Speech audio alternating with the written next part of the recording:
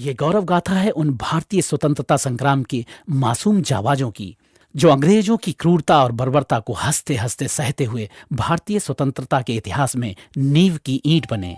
ये हमारे हृदय को झकझोर देने वाली ऐसी सच्ची कहानियां हैं जिन्हें आप में से कई लोगों ने ना तो कभी पढ़ा होगा और ना ही सुना होगा।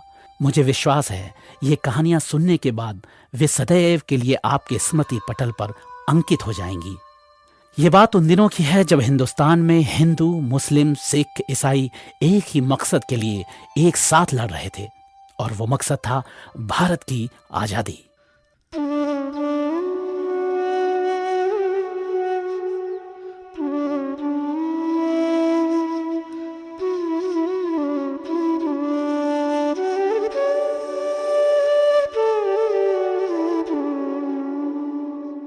ये कहानी है महाराष्ट्र के सांगली जिले के मंगरोल गांव के सीताराम, जिसकी आयु 12 वर्ष, और संतू 11 वर्ष, और ढोंडी 10 वर्ष। इन तीनों का जन्मकाल 1918 से 1920 के मध्य का है। मंदिर के घंटे ने सूर्यदेव की पहली किरण को प्रणाम किया। मंदिर के पुजारी जी जोर जोर से घंटी हिलाते हुए भगवान शिव के महामृत्युंजय मंत्र का जाप कर रहे थे। ओम त्र्यंबकम यजामहे सुगंधिम पुष्टिवर्धनम उर्वारुकमेव बंधनात् मृत्युमोक्षीय महामृतात्। पीछे से बड़े घड़ियाल की ध्वनि भी उन मंत्रों को अपना सहयोग दे रही थी। मंदिर में लोगों का आना जाना शुरू हो चुका था। किसी ने किसी से कहा, सुना है कि महात्मा गांधी ने ब्रिटिश सत्ता के विरुद्ध सविनय अवज्ञा आंदोलन की घोषणा कर दी है। लेकिन सविनय अवज्ञा आंदोलन क्या है? अरे, सविनय अवज्ञा आंदोलन का तात्पर्य है कि अहिंसात्मक तरीके से ब्रिटिश कानून को तोड़ा जाए। उस समय अंग्रेजों ने नमक बनाने पर कानूनी रोक लगा दी थी। 6 अप्रैल 1930 को डांडी, जो अब राजस्थान में है, समुद्र के किनारे नमक बनाकर महात्मा गांधी ने ब्रिटिश कानूनों को तोड़ने का शुभारंभ कर दिया था। इसके बाद तो सारे भारत में ब्रिटिश कानूनों को तोड़ने का सिलसिला ही चल पड़ा। महाराष्ट्र में ब्रिटिशों ने सन 1917 में एक जंगल कानून बनाया था। सुनो सुनो सुनो, ब्रिटिश सरकार ने यवतमाल के जंगलों में पशुओं को चराने एवं वृक्ष काटने पर रोक लगा दी है।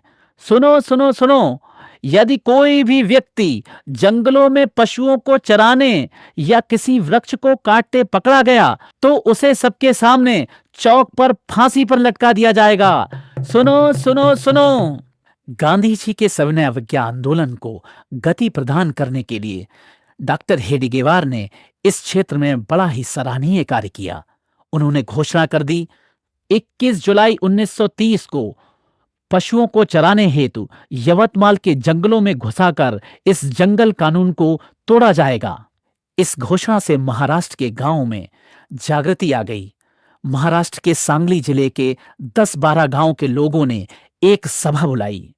इस सभा में दलित वर्ग के कुछ लोग भी उपस्थित थे।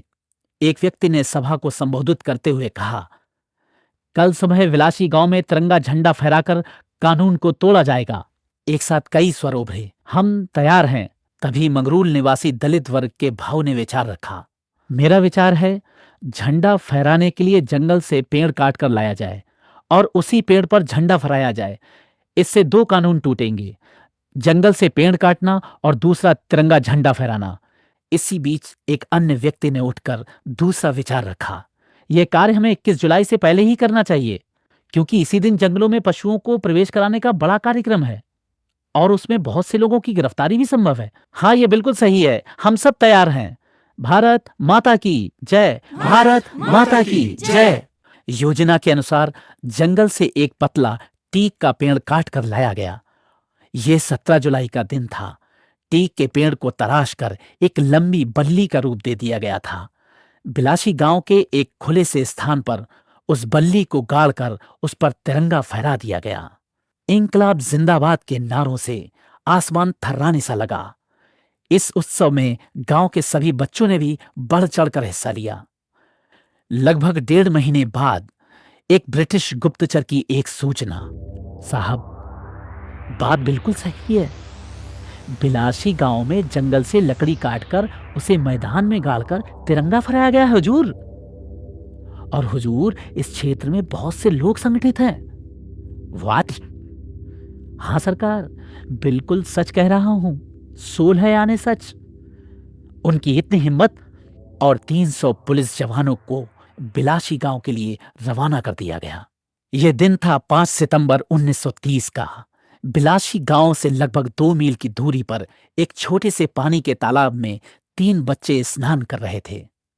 उस मटमैले पानी में छप छप करते तीनों बच्चे पानी में डुबकी लगाकर एक दूसरे को पानी के अंदर पकड़ने की जोर आजमाइश में लगे थे। पानी से ऊपर निकलकर आने पर उनकी किलकारियां प्रकृति के सौंदर्य में 4 चांद लगा रही थीं। अचानक उन्हें धूल उड़ती दिखाई दी। इन तीनों में सीताराम सबसे बड़ा था। वह समझ गया कि ये तो पुलिस दल है। देखो, वहां बहुत धूल उड़ रही है, शायद ये अंग्रेज सिपाही हैं जो हमारी तरफ ही आ रहे हैं। तभी उसका छोटा भाई शंकर बोला, चलो जल्दी से भाग चलते हैं। सीताराम ने नाराज होते हुए कहा, हम क्यों भागे? हमने कोई चोरी थोड़ी ही की है। देखो, वो और पास आ गए हैं। कुछ ही क्षणों में 5 पुलिस वाले जो अपने दल के आगे आगे चल रहे थे, इन बालकों के पास आ गए। उनमें से एक ने पूछा, ए सुनो, ये बिलासी गांव की ओर कौन सा रास्ता जाता है? सीताराम को समझते देर न लगी, ये लोग बिलासी गांव क्यों जा रहे हैं। उसने उन सैनिकों को गलत दिशा बता दी। सिपाही उसी दिशा की तरफ बढ़ चले। तीसरा बालक ढोंडी संतू बोला, तुमने झूठ क्यों बोला? उन्हें गलत रास्ता क्यों बताया? सीताराम बोला, ये लोग गांव वालों को गोलियों से भून देंगे और हमारे तिरंगे झंडे को उतार कर ले जाएंगे। जल्दी चलो, इनके पहुंचने से पहले हम गांव वालों को इनके आने की खबर दे देते हैं।